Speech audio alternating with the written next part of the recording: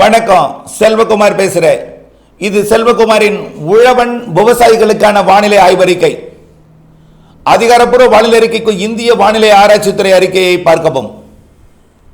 அனைத்து மாநிலங்களுக்குமான இந்திய வானிலை ஆய்வறிக்கை 2025 ஜூலை 15 செவ்வாய்க்கிழமை அதிகாலை நிலவர வானிலை ஆய்வறிக்கை. அதிகாரப்பூர்வ வானிலை அறிக்கைக்கு இந்திய வானிலை ஆராய்ச்சித்துறை அறிக்கையை பார்க்கவும்.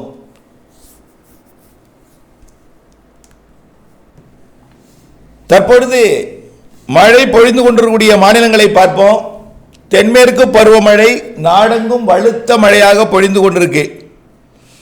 இதில் தென்மேற்கு பருவக்காற்று நுழையும் இடத்துல, அதாவது மும்பைக்கும் மங்களூருக்கும் இடையே மகாராஷ்டிராவின் தெற்கு கடலோரம், கோவா, கர்நாடகாவின் வடக்கு கடலோரத்தில் வலுத்த பலத்த மழை பொழிந்து வருகிறது.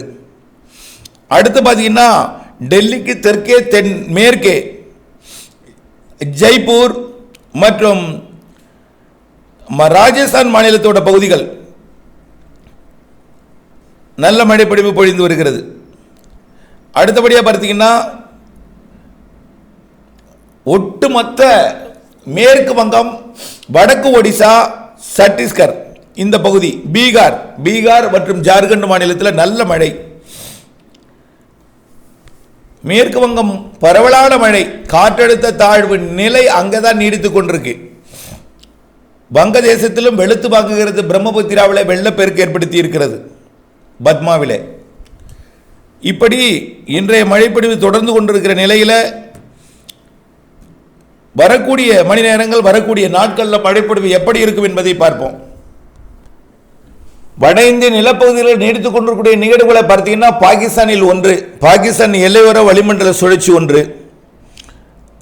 அடுத்தபடியாக டெல்லிக்கும் ஜெய்ப்பூருக்கும் இடையே,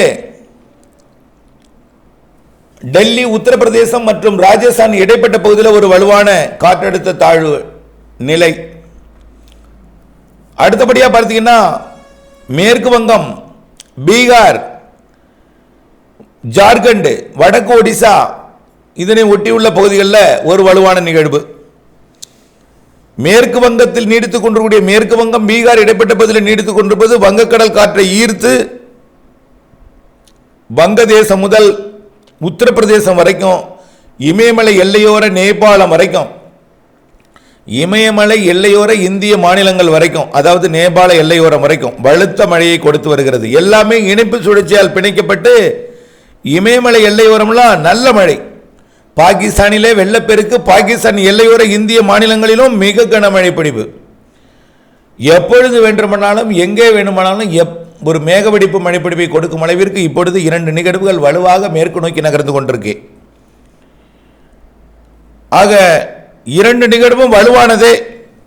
இது தற்பொழுது தென்மேற்கு பருவக்காற்றை மகாராஷ்டிரா கடலோரம், கோவா கடலோரம், கர்நாடகாவின் மங்களூருக்கு வடக்கே இருக்கக்கூடிய கடலோரம் வழியாக இருக்கிறது.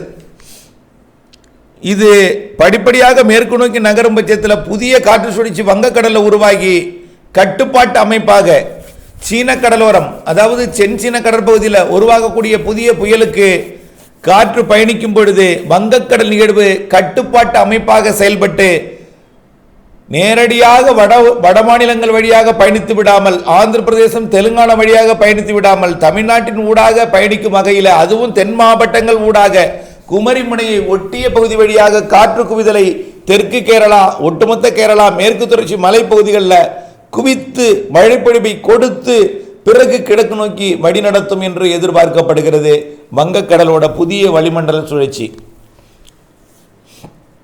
ஆக வரக்கூடிய நாட்களிலே தென்மேற்கு பருவமழை கேரளா, கர்நாடகாவிலே தீவிரமடைய போகிறது.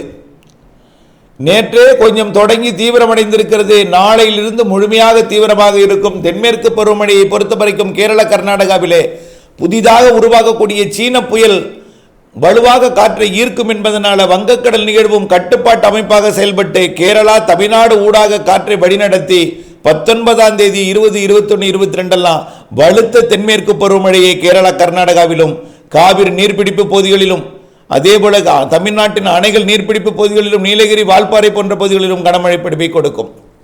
கர்நாடகாவின் மைசூரு மற்றும் பெங்களூருக்கும் நல்ல மழை பிடிப்பை கொடுக்க போகிறது.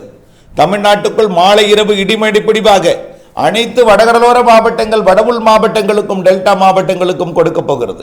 அனைத்து மாவட்டங்களுக்கும் கொடுக்கும், ஆனால் காற்று பகுதிகளுக்கும் கொடுக்கும், குறைவான அளவு கொடுக்கும். ஆக அனைத்து மாவட்டங்களுக்கும் தமிழ்நாட்டில் மழை கொடுக்க போகிறது என்றால் தென் மாநிலங்களில் மழை தீவிரமடைய போகிறது என்று அர்த்தம். தென் மாநிலங்களில் மழை தீவிரமடைந்தால் தான் தமிழ்நாட்டிலும் மழை தீவிரமடையும். அதன் அடிப்படையில் அண்டை மாநிலமாம் ஆந்திர பிரதேசம், கர்நாடகாவிலே தமிழ்நாட்டை விட கொஞ்சம் கூடுதல் தீவிரத்தில் இருக்கும். அடுத்தபடியாக தெலுங்கானா. இப்படி தென் மாநிலங்களில் தென்மேற்கு பருவமழை படிப்படியாக வரக்கூடிய நாட்களிலே தீவிரமடையும். தொடர்ந்து நிகழ்வுகள் சூரியனின் குத்துக்கதிர் தெற்கு நோக்கி வருகின்ற காரணத்தினால் நிகழ்வுகள் வடக்கு ஒடிசா என்பது படிப்படியாக தெற்கு ஒடிசாக மாறி வடக்கு ஆந்திர பிரதேசம், மத்திய ஆந்திர பிரதேசமாக மாறி செப்டம்பர் 2வது வாரத்திலிருந்து தெற்கு ஆந்திராவை ஒட்டி நிகழ்வுகள் அமையலாம். மத்திய ஆந்திராவில் கண்டிப்பாக நிகழ்வு அமையும். மத்திய ஆந்திர பிரதேசம் மற்றும் தெலுங்கானா, மகாராஷ்டிரா, கர்நாடகா வழியாக அரபிக்கடல் நோக்கி நிகழ்வுகள் பயணிக்கும். இதனால் நல்ல மழைப்பொழிவு தென் மாநிலங்களில் செப்டம்பரிலே காத்திருக்கிறது. அதற்கு முன் நேற்றைக்கு இன்றைக்கு மழைப்பொழிவை ஓரளவிற்கு கொடுத்தாலும், ஒதுக்குதல் அதிகமாக இருந்தாலும், பெய்யும் இடத்தில் வலுத்த மழைப்பொழிவை கொடுத்தாலும், நாளையிலிருந்து தென் மாநிலங்களிலே தென்மேற்கு பருவமழையும் மாலை இரவு இடிமழை பொழிவும் தீவிரமடைய போகிறது. தமிழ்நாட்டின் தலைநகரம் சென்னையில் மிகச் சிறப்பான ஒரு மழைப்பொழிவை வரக்கூடிய வாரத்தில் எதிர்பார்க்கலாம். கண்டிப்பாக நாளை 16ஆம் தேதியிலிருந்து 19ஆம் தேதி வரை நிறைய மழைப்பொழிவுகள் தெரிகிறது. அது மட்டுமல்ல, திருவள்ளூர், திருப்பத்தூர், வேலூர், ராணிப்பேட்டை, காஞ்சிபுரம், செங்கல்பட்டு உள்ளிட்ட அதனை ஒட்டியுள்ள மாவட்டங்களுக்கும், திருவண்ணாமலை, கள்ளக்குறிச்சி, விழுப்புரம், புதுச்சேரிக்கும் நல்ல மழைப்பொழிவு தெரிகிறது. கர்நாடக எல்லையோர மாவட்டங்களாம் கிருஷ்ணகிரி, தருமபுரிக்கும், கர்நாடகாவின் மைசூரு, பெங்களூருக்கும், அதையும் தாண்டி கர்நாடக கரையோர பகுதிகளில் மங்களூரு, உடுப்பி பகுதிகளுக்கும், ஒட்டுமொத்த கேரளாவிற்கும் நிறைய மழைப்பொழிவுகள் தெரிகிறது. தமிழ்நாட்டின் மேற்கு தொடர்ச்சி மலைப்பகுதிகள், அணைகள், நீர்பிடிப்பு பகுதிகளில் நல்ல மழைப்பொழிவை கொடுத்து அணைகளின் மட்டத்தை உயர்த்தும். காவிரி நீர்பிடிப்பு பகுதிகளில் பெய்யக்கூடிய மழை, ஏற்கனவே காவிரியில் வரக்கூடிய தண்ணீர் 30,000 கனஅடி, 25,000 கனஅடி என்ற அளவிலே தற்பொழுது இருந்து கொண்டிருக்கிறது. 25-30,000 என்ற அளவில் இருந்து கொண்டு முழு கொள்ளளவிலேயே மேட்டூர் அணை இருந்து கொண்டிருக்கிற நிலையில் தொடர்ந்து அதே அளவு நீர்வரத்தும் படிப்படியாக நீர்வரத்து அதிகரிக்கவும் செய்யும். இதனால் கண்டிப்பாக 1,00,000 வரைக்கும் வரக்கூடிய 20-22ஆம் தேதி வாக்கில் 25ஆம் தேதி வரைக்கும், அதாவது 19ஆம் தேதி தீவிரமடையக்கூடிய அடுத்த சுற்றின் தென்மேற்கு பருவமழை நாளை, நேற்றே தொடங்கியிருக்கு, நாளை இன்னும் கொஞ்சம் தொடங்கும். படிப்படியாக தீவிரமடைந்தாலும் 30,000-50,000க்குள்ள தண்ணீர் வந்து கொண்டிருக்கும். ஆனால் 19ஆம் தேதிக்கு பிறகு தீவிரமடையக்கூடிய தென்மேற்கு பருவமழையால் 22, 23, 24, 25 1,00,000 கனஅடி வரை தண்ணீர் வருவதற்கு வாய்ப்பு இருக்குது காவிரியில். ஆகவே மேட்டூர் அணை முழு கொள்ளளவிலேயே இருந்து கொண்டிருக்கும். ஆகஸ்டிலும் முழு கொள்ளளவிலேயே இருக்கும், செப்டம்பரிலும் இருக்கும். வடகிழக்கு பருவமழை தொடங்கும் வரைக்கும் மேட்டூர் முழு கொள்ளளவில் இருக்கவே வாய்ப்பு இருக்கிறது. ஆகவே ஒருவேளை ஏதேனும் ஒரு வாரம் இறங்கு முகத்துக்கு சென்றாலும் ஓரிரு அடியே இறங்கும், மீண்டும் நிரம்பும். ஆகவே அனைத்து அணைகளையும் நிரப்பும் மழைப்பொழிவும் இருக்கிறது. கேரளாவிலும் தமிழ்நாட்டின் மேற்கு தொடர்ச்சி அணைகள் நீர்பிடிப்பு பகுதிகளிலையும் பெய்யக்கூடிய மழை அனைத்து அணைகளும் கண்டிப்பாக தென்மேற்கு பருவமழை காலத்தில் கண்டிப்பாக நிரம்பிடும். ஏற்கனவே பல அணைகள் நிரம்பி இருக்கிறது. வரக்கூடிய வார மழையே 19ஆம் தேதி மழைப்பொழிவு 20-21 நிரப்பிவிடும் என்று எதிர்பார்க்கப்படுகிறது. அதில் நிரம்பாவிட்டால் அடுத்தடுத்த நிகழ்வுகளால் கண்டிப்பாக நிரம்பும்.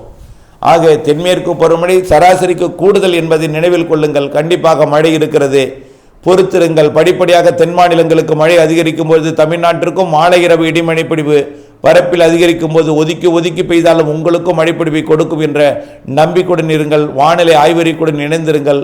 மழைநீரை சேகரித்திடுங்கள். மழைநீரை சேகரித்து கைவசம் நீர்த்தேக்கி கவலை இல்லாமல் விவசாயம் செய்திடுங்கள். இணைந்தே இருங்கள் அப்டேட்ஸுடன். நன்றி.